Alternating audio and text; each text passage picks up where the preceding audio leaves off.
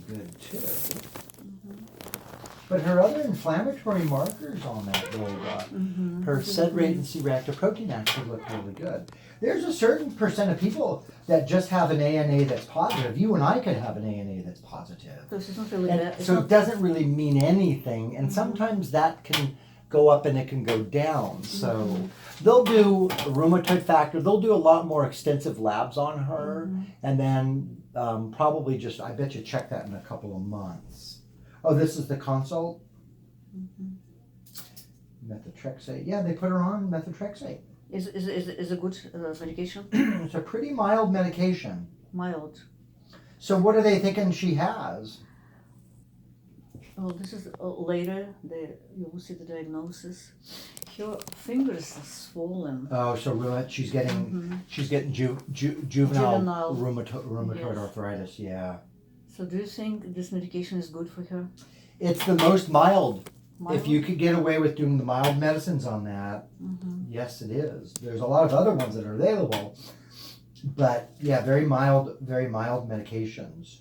So let your Oh, look at and the rheuma and the the ANA came down to 164. So that's actually a good sign. Yeah, synovitis. Yeah, so she's got juvenile rheumatism. How bad is for the girl? How severe it could be? But her rheumatoid factor is normal. Yeah, juvenile. You know, if they can catch it early, then the joints don't get disfigured, and her life expectancy should be fine. The only problem is that sometimes, and the methotrexate is the most mild, is that every now and then it kind of stops the immune system from being so active. So then she may be a little bit higher risk of getting infections. So just make sure she's up to date with all of her immunizations and all that. So not getting Meningitis shots and all that. She needs to do it or not? No, yeah, she probably, at 17, she's probably had all the shots that she needs for a while. So she doesn't need anything else? She should, just the routine inoculations that a pediatrician would normally do.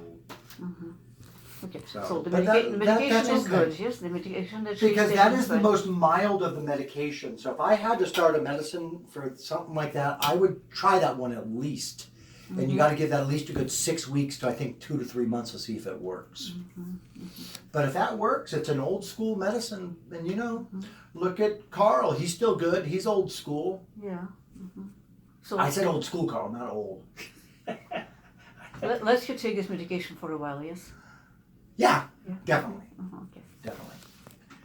So Olga cares for the whole world. Yeah, well, Your wife. she takes good care of me, I tell you. She For does. her, I'd be gone. Hey, on you, Carl, remind me why, because I think the Eliquis does exactly what the Coumadin does, but I think it's safer in the long run. Takes a lot of the bruise. Okay. Yeah, but it's safer. You don't get as many potential bleeds in the brain and stuff. So I think everybody's switching from Coumadin now. Plus, it doesn't interact with a lot of fruits and vegetables, so you can eat fruits and vegetables. It doesn't interact with antibiotics. So Eliquis I know it's a little bit more expensive, but it's a lot safer. And I don't know why the cardiologist didn't think about that or recommend it. And did somebody talk to you ever about the other ones that are available? You're the only one I talked to. Yeah, When so you just- send me upstairs, so- he's like the Pope. Okay, I'll see you next time. But I would get on Eliquis. It's far better. It's Okay. far superior. It's newer. It is a little bit more expensive, but I think Evan downstairs says he could give it. I think for like $40 or $50 a month. It's worth it because Coumadin is Yeah. rat poison. I'll do it exactly rat right. poison. Yes, it is rat God. poison. Exactly what he said. It's Okay, rat okay. poisoning. So I'm going to do what he said. I've been trying to Right. poison your husband for years, Oh and my God. he's a resistant rat.